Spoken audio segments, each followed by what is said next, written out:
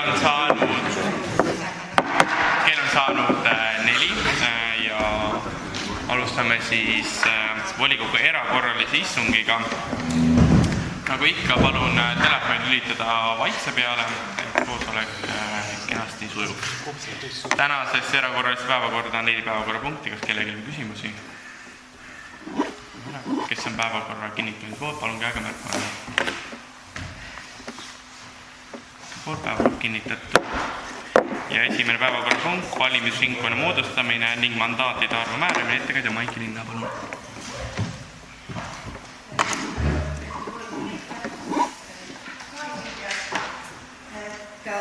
Tulenevalt siis kohaliku omavalitsuse korralduse seadusest ja kohaliku omavalitsuse volikogu valimise seadusest on vajalik määrata valimisringkondade arv ja siis on kinnitada ka mandaatide arv. Ettepanek on siis moodustada Märjamaa vallavolikogu valimisteks üks valimisringkond number 1 ja selle piirideks on siis Märjamaa vald. Ja teiseks siis, et valimisringkonnas number 1 on mandaatide arvuks 21, see tuleneb siis sellest, et kui palju on meil siis valimisealisi vallakodanikke ja sellest tulenevalt on siis mandaatide arv 21. Kas on küsimusi? Aga me oleme seda otsustanud, et see arv, et sellise nagu topetsi see on volikogu liikmete arvu, see on mandaatide arv. Mandaatide arv, see on 21, ka eelmise volikogu valimistel oli mandaatide arv jagamise tulemusena 21 ja nii on ka sellel korral mandaatide arvuks 21. Kas on veel küsimusi? Kes on valimisringkonna moodustamise ning mandaatide arvu määramise poolt, palun käega märku anda.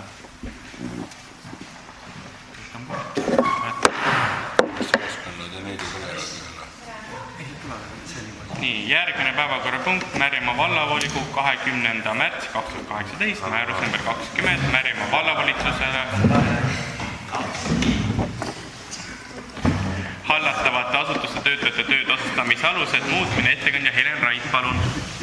Kõigile palun muuta täiendada vastutöötud määruse lisa. Tegemist on palgaastmetega, et meie palgaastmed ilmselt ei võimalda tööle võtta Märjamaa gümnaasiumi direktori kandidaati.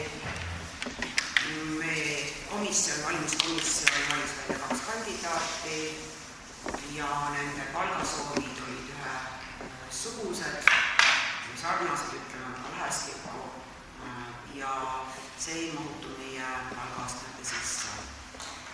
Ja praegu on siis minu poolt täiendatud ka seda lisaks nende palgavahelike võrdlustabelina ka õpilaste arvu ja alluvussuhtes olevate ja koosseisus olevate töötajate arvuga. Et see on nagu peamine põhjus, miks ma täna olen teile ees, tekitada 1 lisakast juurde ja seal on siis juhtide juures, kus siis tegemist on suurasutusega, kus koosseisus on üle 25 koha ja meil õpilasi täna on üle 500, aga ma olen see pannud siis selleks määraliselt üle 450 õpilase on see suurasutuse mõiste. Kui küsida, kas gümnaasiumi direktori kandidaadid esitasid liiga kõrget palgasoovid, siis ma olen ka võtnud siia palgad.ee lingi, kus siis peegeldatakse koolidirektorite palkasid ja võib-olla olete ka märganud, siis üks katk on läinud lahti koolidirektorite hulgas, neid vahetub igas vallas, igas linnas ja nende palkamine ei ole tänapäeval lihtne, aga seda peegeldavad ka nende siis tasuootused ja need jäävad siis brutopalgas vahemikku 2073 kuni 5061. Ja sellest lähtuvalt, sest kui me oleme pannud praegu sinna palgaastmeks suurkooli direktorile 3100 kuni 3700. Kuna ma teie ette selle küsimusega olen tulnud, siis ma ka mõtlesin ka ettepoole, et igal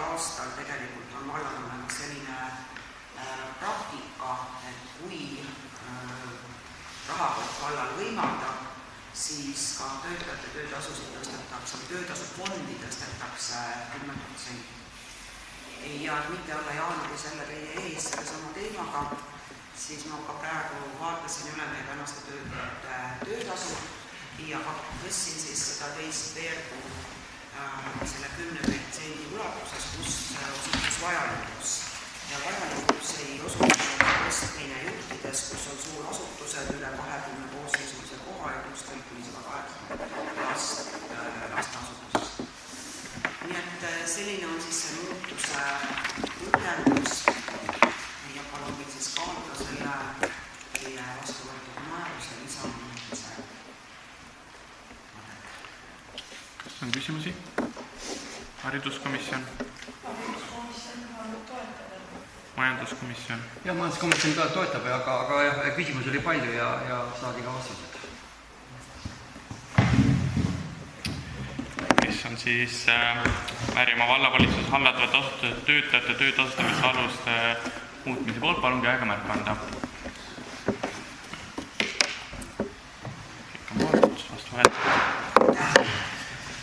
Järgmine päevakorrapunkt, uute korteromandite moodustamine ja korteromandi mõtteliste osade muutmine. Ettekandja Greta Mäesar, palun. Nii, Vaarikolla keskus 76 korteromanikud leppisid siis korteriühistu koosoleku kokku, et katusalune ehitatakse välja ja sinna lisatakse siis 5 uut korterit. Et antud ehitustegevust ei ole alustatud ning selleks, et saada vajalikud load ja vajalikud investeeringud, soovitakse siis volikogu luba, et saada uute korteriomandite ja eriomandite muutmise nõusolek. Ja korterid on meil seal ka varaomi 3 tükki, et seda siis ka volikogu nõusoleku. Ja valdega korteriomanikud ei pea mitte midagi tasuma ja siis selle korterite väljaehitamise järel saadakse siis uus katus joonele. Ja siis 2-korruseline elamu muutub 3-korruseliseks ja 12 korterist saab siis korter. Kas on küsimusi? Majanduskomisjon? Toetas? Kes on... Oota, ma tahtsin teid asja küsida. Et kui kindlad me olla saame selles, et see kannatab välja, see vana maja selle koormuse nõnda edasi, et kas see me anname justkui nagu loa, aga me ju ei tea, kas see kannatab seda või on need ekspertiisid tehtud? Seda ma just olen ehitusspetsialist. Lihtsalt tekkis küsimus, me nagu anname loa teha mingisugusel võib-olla pole vundamenti, võib-olla ei kannata. Aga ma arvan, ta ei saagi muidu seda. Triin. Ma lihtsalt lisan, et praegu on see Porsche-limaani seadmine, aga tegelikult on seal ehitusprojekt ja ehitusluba peale, et loa kohustuslikult, et nüüd teisiti ta peab rahama selle kandekonstruktsiooni. Maika. Ma just ütlen, et täna selle otsusega pigem tehakse omandiõigust puudutav otsus, mitte selles mõttes ehituslik otsus. Kas on veel? Ei ole. Kes on selle poolt, et uute korteromandite moodustamine ja korteromandi mõtteline osade muutmine, palun käega märku anda. Kõik on poolt. Viimane päevakorrapunkt, vallavalitsuse hankelepingute sõlmimiseks nõusoleku andmine, Märjamaa muusika- ja kunstikooli projekteerimise ehitustööd. Ettekandja Ott Valma, palun. Viimases volikogu, kus me arutasime seda küsimust, siis me volikogu andis loa meil siis lepingute sõlmimiseks, aga jättis siis otsusesse sisse siis nii-öelda hanke viitenumbrid. Ja kuna see viitenumbrid olid sees, aga viimase volikogu istungi järgselt tegelikult selgus, et meil oli vaja hankemenetlus kehtetuks tunnistada, siis me korraldasime uue hankemenetluse, pakkumise tagasime siin eelmisel esmaspäeval ja teisipäeval läksime majanduskomisjoni, küsisime nõusolekut. Et siis peamine põhjus jätta siis sellest, kus siin täna olema see, et me korraldasime uue riigihanke kogu selle tulemusel 30 000 eurot läks asja soodsamaks ja sooviks siis tegelikult need tulemust ära kinnitada ja selle projektiga edasi minna. Kas on küsimusi? Majanduskomisjon toetas. Kes on valla?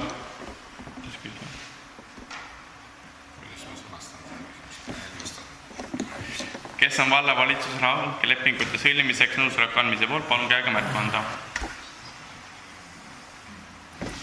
Kõik on poolt, otsus vastu võetud.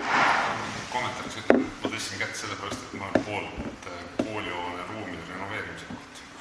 Mitte muusi küsimus. Aitäh. Nii,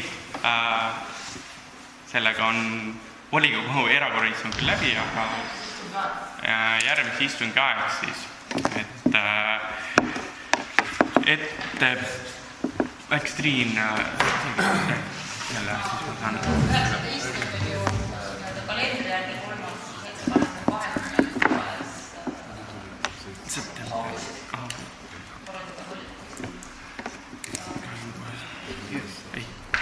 Mul on ka siis informatsioon, et majanduskomisjon on 18. kell 4.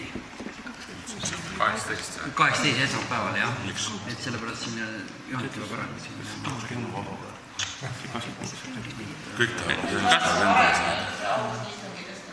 4. Kell 4, jah. See 26. august on meil juba paigas. 26 on paigas. Seda me leppisime juba varasemalt. Jah, aga lihtsalt informatsioon ja majanduskomisjon on siis esmaspäeval 18. istungi ettepanek on ka üks nädal edasi, kuna see lähevad nii üksteiseks selgelt. Aga seda saab juba augusti volikogu istungil. Aga siin on 23. Jah, et siis juba plaanime. See on küsimus. Ma tahan küsida Tiinut. Kiire küsimus, aga see ei ole muidugi. Paar tundi ei ole. 6. Neljast. Esmaspäevase päeval. Kuulame. Orgita Midrimaa lasteaia on, ütleme nii, et teda on nüüd edasi-tagasi kõrgetatud, ta on sellises seisus, et 14, ma nüüd ei eksi, on see projekti valmimise tähtaeg, see eelprojekti valmimise tähtaeg. Saan aru, sa tahad küsida seda, et kas seda toetusmeetmesse esitamise võimalust seda 2000 sellel aastal ei ole, sest meil ei ole kõiki dokumente, pluss meil ei ole lammutatavaid hooneid hetkel nii palju, et tagada selle projekti sobivõim. Et täna tähendab see seda, et lammutamisele läheb see olemusolev lasteaiahoone ja lisaks peab juurde tulema veel mingi hoone. Et seda meil ei ole, pluss meil ei ole kõiki neid dokumente, mis on selle projekti esitamise juures vajalikud. Neid sellise ajaraamiga, nagu täna meil on jõudnud valmistada. Tõmbame selle Valge Maja aastas maha ära, seda rahul saanud. Sellega see on võimalik,